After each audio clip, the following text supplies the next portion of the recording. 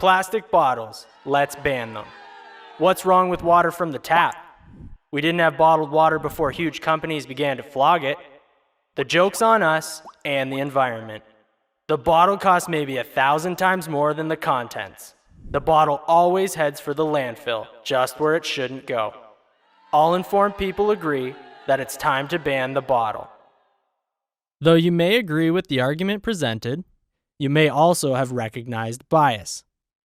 Bias is prejudice for or against a person, a group of people, or their ideas.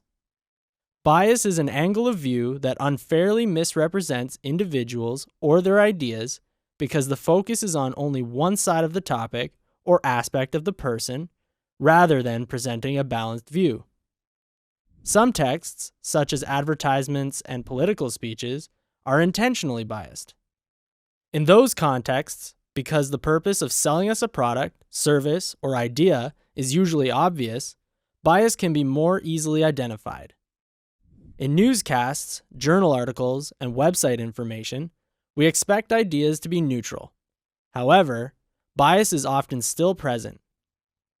Pay attention to these markers when examining texts for bias. Is the language in a text meant to appeal to your emotions? We didn't have bottled water before huge companies began to flog it. The verb flog means to sell aggressively. The adjective huge emphasizes the power of corporations as opposed to the individual. Both conjure negative connotations, which elicit negative emotional responses. When examining bias, notice not only what has been included, but more importantly, what is missing.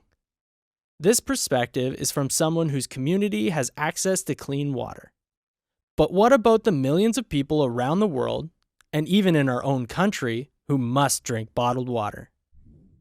Asking the question, what's wrong with the water from the tap, generalizes that all tap water is safe for drinking.